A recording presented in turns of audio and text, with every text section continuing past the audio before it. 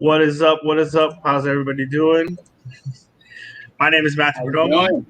Welcome to another episode of Friends of Five, brought to you by the 5 Reasons Sports Network. Before we get into our episode, we just would like you guys all to follow us on Twitter, follow us on YouTube, turn on those notifications. We got a lot of good stuff for you guys. Make sure you get onto our website, buy some super nice shirts, all right? And support us by supporting our sponsor, Manscaped, okay? The Lawnmower 3.0. It's waterproof. It's got a little light. All right, guys, shave that bush, all right, because you want to celebrate the right way, okay? And the right way is to be clean and nice. So use code 5Reasons, that's 5RSN, to get 25% off plus free shipping on your order. And once again, my name is Matthew Perdomo.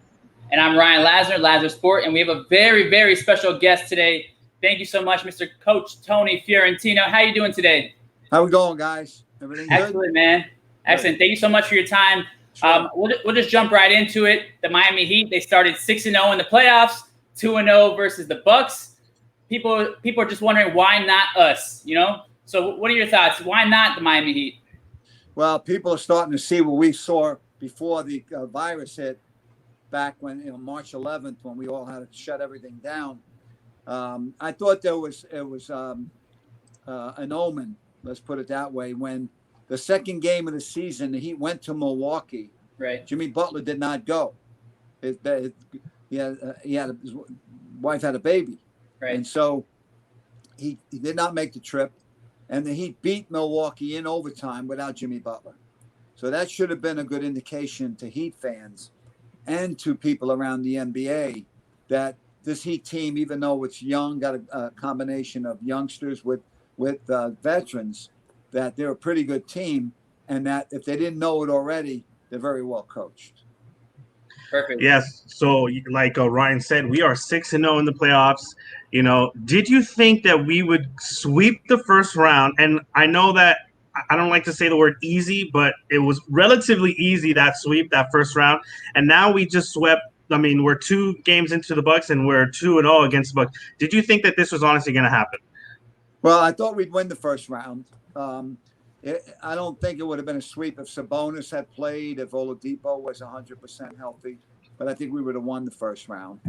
And I thought before this round started that the Heat would win the second round as well. Okay. I think we match up well with Milwaukee. I think when we had the 3 All-Stars, what fans have learned is that sometimes what happens in the regular season doesn't translate into winning in the playoffs.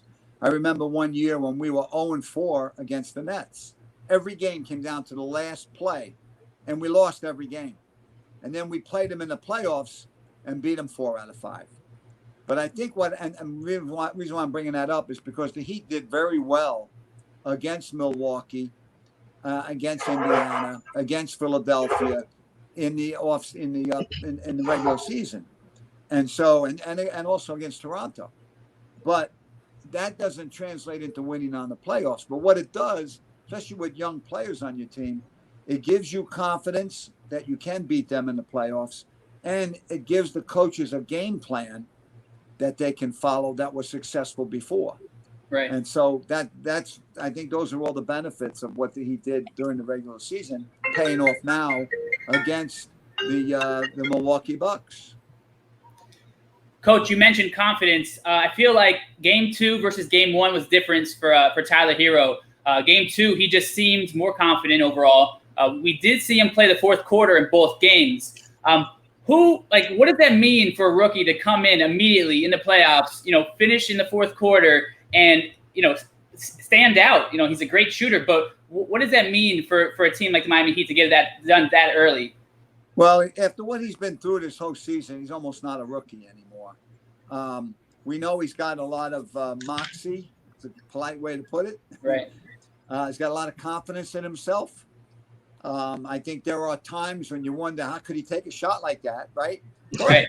On the other end of it, he wants the ball with the game on the line. He's not afraid to take the shot, and he'll make it.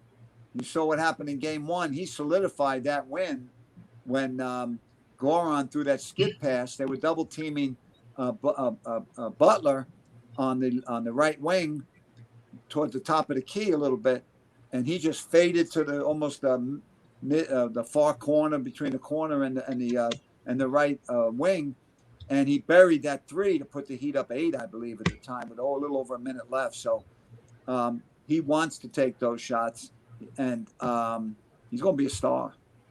I like it. Right? Like this is a guy. I know it's his first year. We're gonna say this is probably closer to his second year with the Heat. But Eric Spoelstra is calling plays for Tyler Herro right now. Not only is he calling plays, he's putting the ball in Tyler Herro's hands. Right? He's letting him run the offense. How many rookies get to do this? I just want to read a quick stat. Dwayne Wade in his first 6 games of his playoff career, 16 points per game, 4 rebounds per game, 5.3 assists per game. Tyler Herro is doing 15.7 points per game, 4 rebounds per game, and 2.8 assists per game. Like you said, this kid is going to be a star. Like, did you think that our pick of Tyler Herro was going to transition to this? Well, he made his first public appearance last summer at our Miami Heat camp, and I had to pull a little joke on him with really the media, and I said, Tyler, you probably won't read this anywhere, but I know why you were the 13th pick. I know why you're going to do so well in the NBA.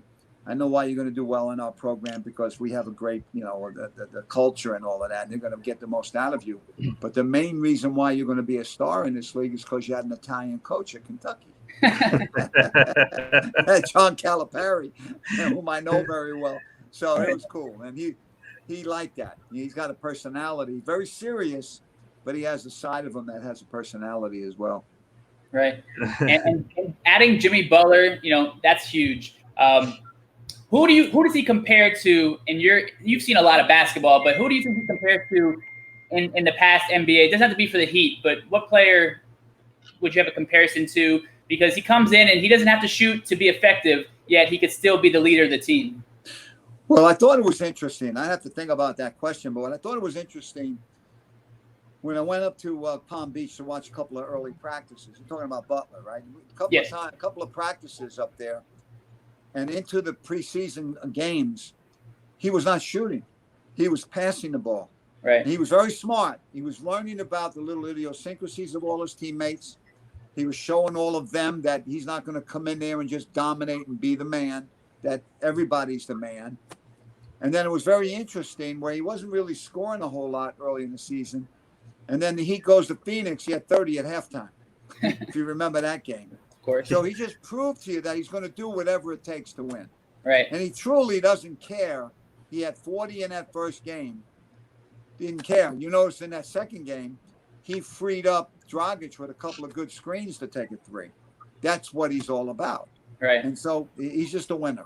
And you couldn't, Dwayne Wade knew that Butler was the guy who would fit in perfectly with his approach to the game, the way you want to work hard, the way you wanted to win. Ed Pickney told me a long time ago when Butler was at Minnesota. Ed Pickney, who played for the Heat, I was an assistant coach on the Pat Riley staff when Ed played for us, and then he broadcasted for a year. I know Ed a long time. He's from New York. And he told me when he was an assistant in Minnesota, we were talking one night, he says, Butler's the real deal. He said, he is the real deal. All he wants to do is win. He works hard, and all he wants to do is win. So I knew back then when he told me that hopefully he was gonna find his way to Miami. And then in that first game against the other night, what he did was against Milwaukee, he showed he had some Dwayne Wade in him. Yeah. He rose his game to another level, a level you didn't think he had. In the Indiana series, he made 3 threes in a game down the stretch to win a game. He's not a three-point shooter per se. Right. But we know Dwayne Wade used to do that. He did whatever he had to do to win a game. And he made those in Butler. Yeah, like you said, I mean, Butler is just on another level right now, and it's great what we're like Doris Burke said, Jimmy Butler does not have God-given talent, but what he does have is a God-given, personality, because that perseverance to go and get the ball away from Brook Lopez and just hold it no matter what, not every player you're going to see do that. I want to transition to Goran Dragic, right? What he is doing is absolutely insane.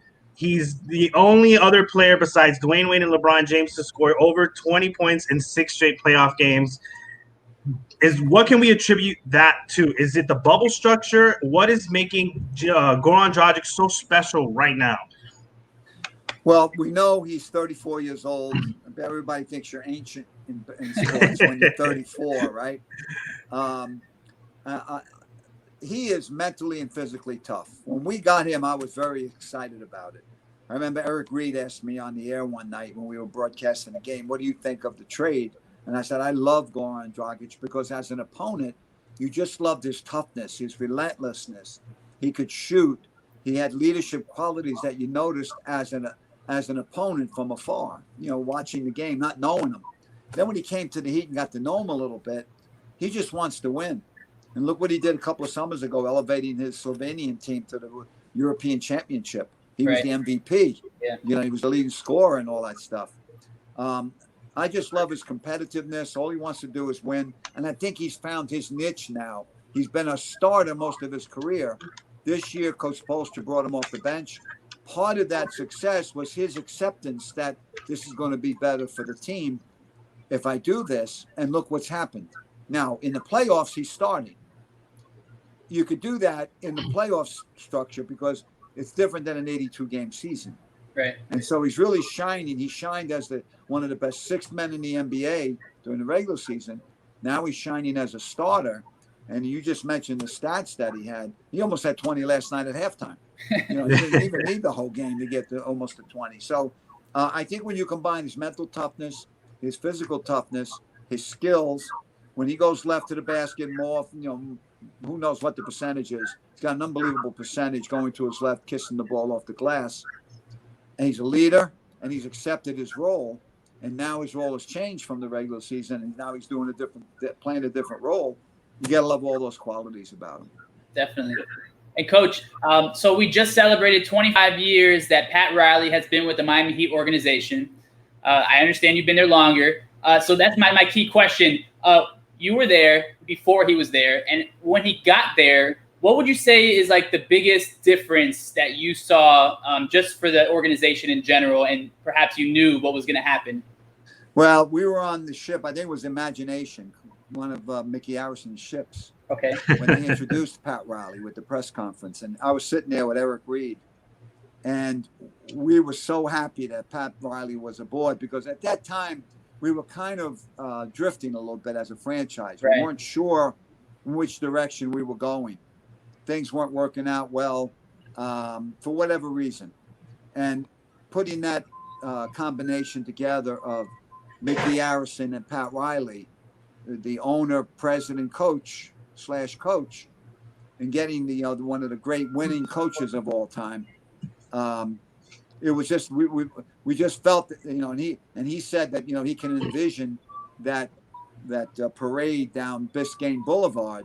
Okay, I'm glad that the vision that he had turned into 3 parades. Right? Yeah, all Heat fans love that.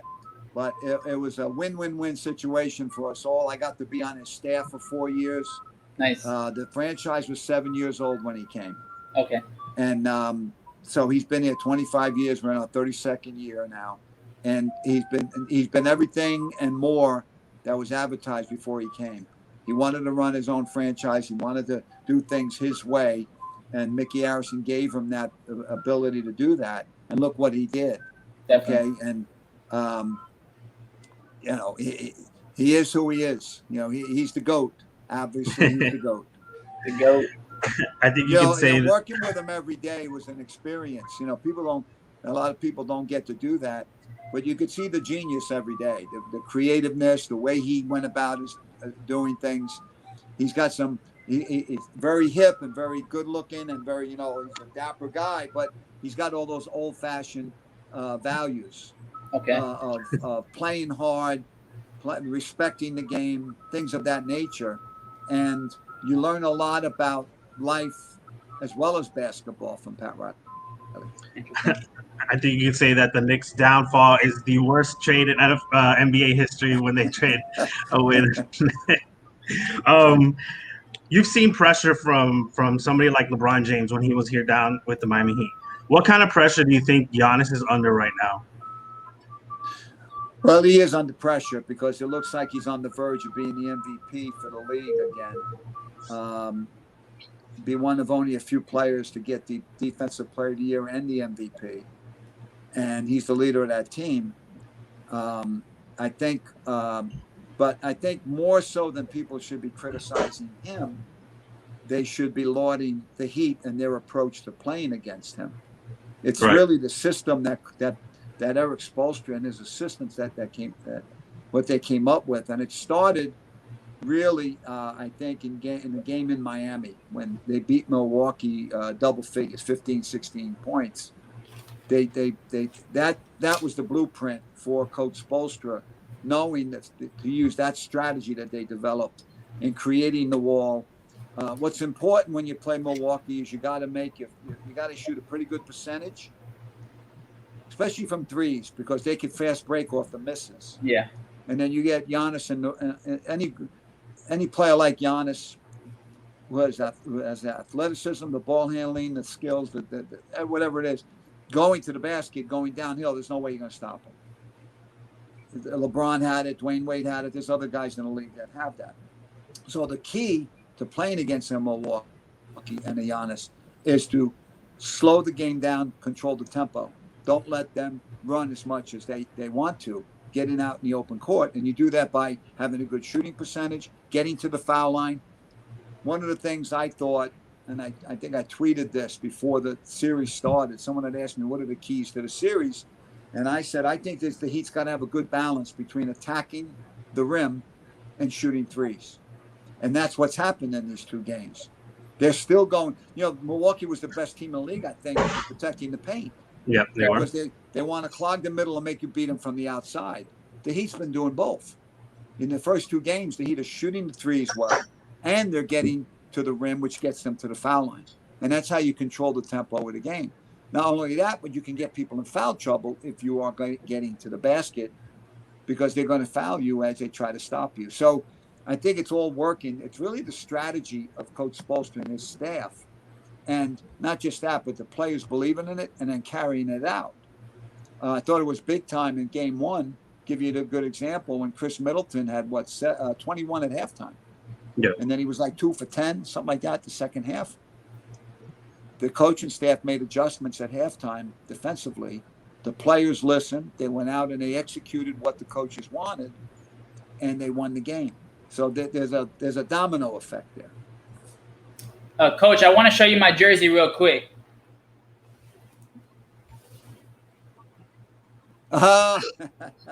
Okay. Would you accept that? Would you be okay with that? I can't comment about that. Okay, fair enough. We'll go somewhere else. Udonis Haslem, man, he's been there since the beginning. Since Wade, he's still there. I feel like everybody has a tremendous amount of respect for him, even Shaquille O'Neal, per se. He mentioned him in his Hall of Fame speech. I feel like we don't really know what Udonis Haslem does behind the scenes. He's kind of quiet, even though he's inspirational. Do you have maybe a story for us? Anything? Sure.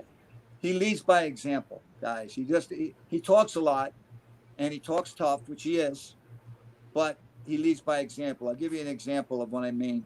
When you play the Washington Wizards, before the game, every coach in the NBA gives a press conference. The home team coach goes first, and then the visiting coach. So what Eric Reed and I would do, Jason Jackson, we'd go listen to the visiting coach, and then we would go to the home coach. We go to the home coach first, and then the visiting coach. And then so after we met with the home coach, we would go visit with Coach Spoelstra. And as you go through a little maze to get to the locker room in Washington, outside the locker room, you could see the video, the strength coach, Eric Ferran, and some of the other guys that are on that staff working out. Udonis specifically, he's cut, the best shape he's been in his life, and he's working out. If you didn't know any better and you didn't know anything about the Heat, you would think that he was a starter or one of the main guys that are going to play 30, 35 minutes. Right. Because he was getting warm. He was on a big ball that they use, and he was using these ropes. and they were working him out. He was sweating. Okay, he does that every day, and so when you had young players like a Josh Richardson, like Justice Winslow at the time, and then you got guys coming in like Herro and Nunn and those kind of guys, he's leading by example. Okay. And so they listen to him. He's the only player. I think the NBA started in 1946. I think this is the 75th year of the NBA coming up. 75th year of the anniversary. In the 74 years of the NBA, no player other than Giannis, the only player in the 74-year history of the NBA to be undrafted, play with a team his whole career, 17 years, and be the leading rebounder in that franchise history. Nice. So, and here's a guy who started in 06 when we won the championship. Right, with Shaq, right? Was a sub for 12 and 13. So he's had to change roles throughout his career. Now he's more like a mentor because he doesn't play hardly at all. But yet he stays in shape. He leads by example. He's that tough, hard-nosed guy that you want. I'll never forget in that Indiana series when Hansbrough. Tyler Hansbrough knocked down Wade, and he went in and knocked Hansbrough down to out to Biscayne Boulevard. Yeah. Okay. And then he got suspended for a game, and the Heat won the series anyway and gave him the team ball after we won Game 6 in Indiana. So that was the respect that they had for him, covering his boys back. So you got to love that. Oh, cool. So, do you expect anything other than the Heat beating the Bucks in the series? Like at this point, we got a 2-0 lead.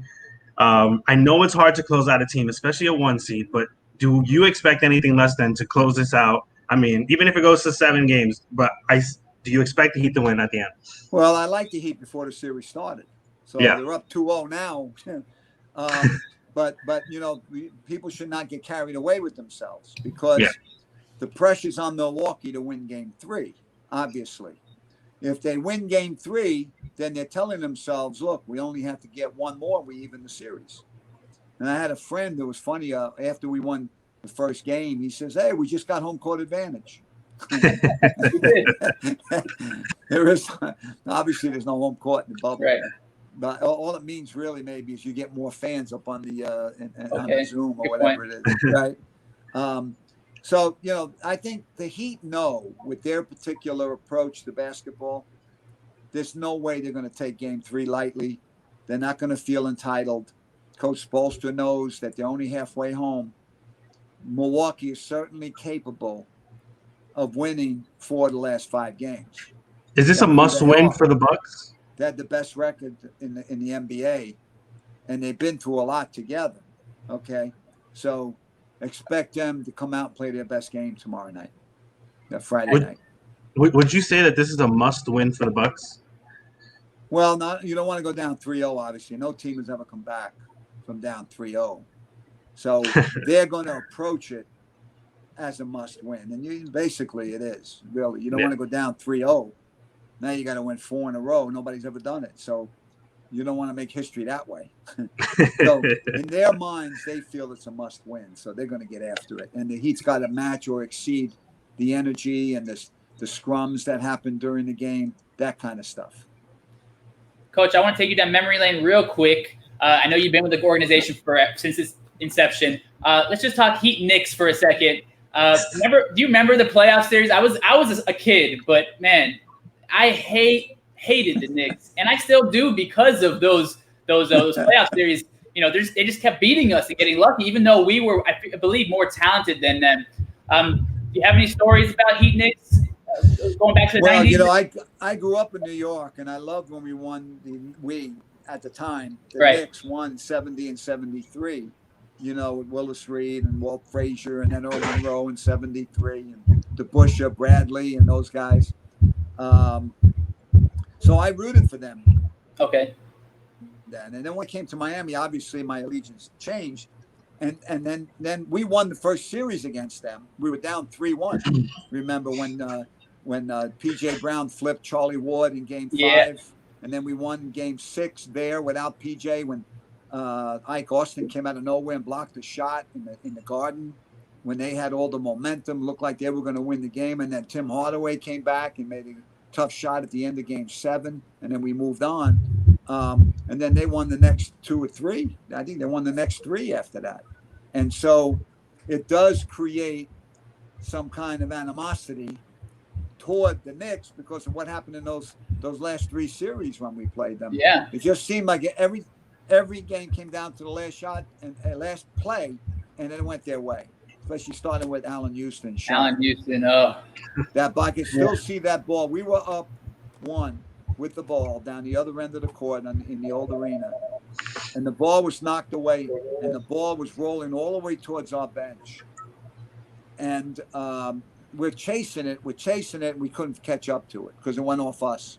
Right. And then they got it out and made the shot. And so, I didn't think there was any way we were going to lose that game at home. I was looking forward to the next series against Atlanta. Atlanta beat Detroit in 5. Right. We would have been in the Eastern Finals against Indiana that year. I think it was Indiana that made it with the Knicks. And then the Knicks, I think, didn't they go on to play in the finals? Well, that was in the shortened season. They played in the finals versus the Spurs. Yeah. We would have been a better matchup against the Spurs because of P.J. Brown and Alonzo Mourning. They had Robinson and they had Duncan. And we would have been a better matchup with our 2 big guys being 2 of the best defensive bigs in the NBA. Right. So that hurt. That hurt. We could have been right there in the finals with a chance to win it all then. And so that shot by not getting by the Knicks was tough. Speaking of New York, I read something interesting that I don't know if a lot of people know about, but you used to be a high school coach. Yes. And one of your rivals was Ron Rothstein. Is that correct? And that's how you guys became friends. Is that true? Well, partially true. I was an assistant coach when Ronnie coached New Rochelle High School, which is a big school. We're a big school, Mount Vernon. There were 2,800 students. Ron coached at Eastchester High School, which is a smaller school. So we never really competed against each other. Okay. I really got to know Ron when we it's a great story. I was a freshman in college at Bronxville, New York. And we were looking for a place to play because they were building a field house on our campus. Bronxville is right near Eastchester High School. It's in between Mount Vernon High School and Eastchester High School. And so I took a bunch of my friends with me, my teammates with me. We went looking for a game. We saw the lights on at Eastchester High School. We go inside, and I met Ron Rothstein that night. And he and I were on the same team. I went back door, and he threw me a bounce pass. So I didn't know, because Ron Rothstein was a very good guard at Rhode Island. He could play, okay? I didn't know that he was going to – that assist that he gave me at that point when I was freshman, 17 years old, right, that later in life that I'd be assisting him. Wow. So it was pretty cool. And we worked the 5-star camp together. Nice. And, we became very good friends. And then when he went to Atlanta for 3 years, Detroit for 2, became the first head coach of the Heat. He called me and he says, "I'd like you to be one of my assistants in Miami." Nice. I almost fell off the chair. All right. But, and I was at Iona College at the time. I was an assistant at Iona College in New Rochelle. And so he says, "Would you like to come to Miami?" I said, "I'll be there yesterday." And it worked out. Yeah, and you know what? He's one of the great teachers in the game. He still is. If you watch the Sun Sports, Fox Sports, and you watch the halftime and the post game, he goes through the plays that the fans don't really see what's going on. That was my job as the color announcer for 15 years with the Heat, is to show the fans the things they don't see, that the subtle things about coaching and what's going on the floor. And Ron really does a great job with that, showing those plays after the game. So, and we became great friends all of these years. All right. Well, then we got to update that wiki because it's only half true. The Wikipedia, Coach. So you've been a teacher. It seemed you were a teacher. You were a coach. You were. Oh. He's back. There we go. The thing is, you've been a teacher. You've been a coach. You've been an influence. It seems like a majority of your life right now. You have a website. It's called notjustbasketball.com.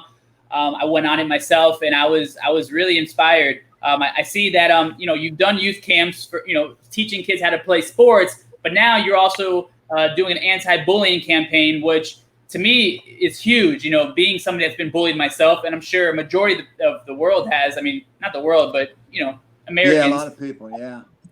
Can you talk on that? And I guess the age group, and then any stories that have come out of it that maybe have touched you?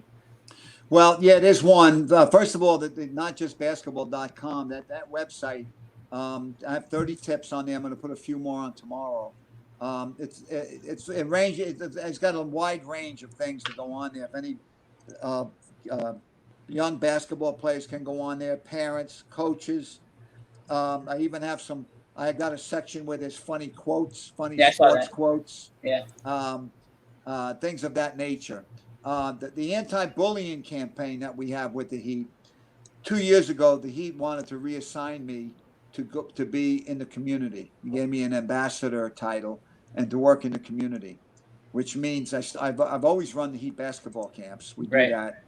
We have the Junior Heat now, we call it, where we have a clinic every month.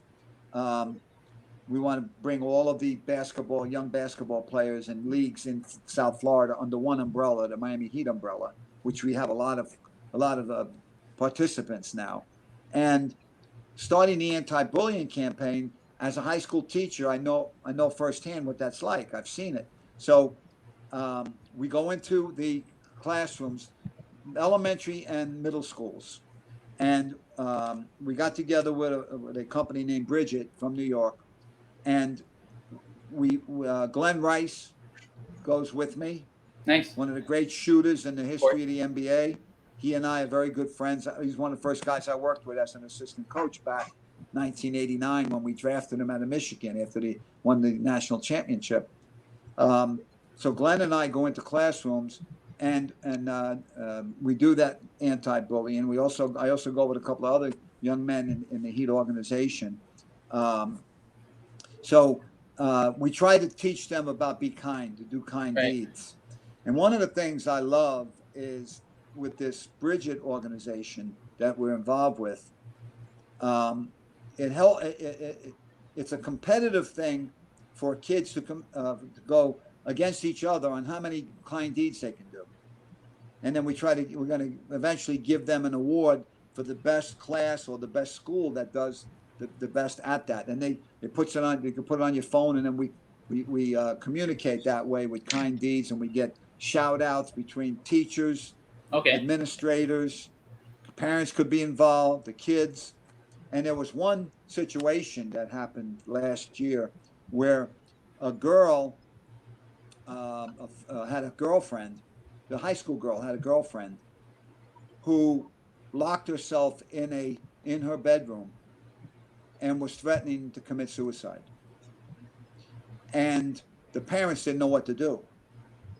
It was a weekend. So the girl, because of the Bridget program, was able to communicate with the principal of the school. Nice. The principal called up the home. The father went to the door and told the girl, "Your principal's on the line." It's a Saturday. She comes out of the room. She goes on the phone. She talks to the principal. He calms her down. He goes, "I want you to have breakfast with me Monday morning." Okay. The parents go into the room and they find a whole row of pills. Wow. And so there's one example of how the anti-bullying campaign with Bridget and the Heat, how that worked, where that girl, it may have saved her life. Yeah, definitely. And that's just one example, because they were able to communicate with the principal through this system, through the social media that they set up, where the kids communicate with each other and doing kind deeds. And so this is something that's close to our heart. We're going to try to get into a couple of schools a week. I think once we get established here with the school year, I know there's a lot going on right now. We may do it by Zoom or whatever, by the media, social media, until we can go back into the classroom and do it physically. And we want to go to at least 2 schools a week. And we got to put a dent in this bullying. It's just basically being kind. And I don't think kids can be very cruel to each other without knowing they're being cruel, not really understand the ramifications of it. And so that's why we're very big on and enthused to be able to have an anti-bullying campaign.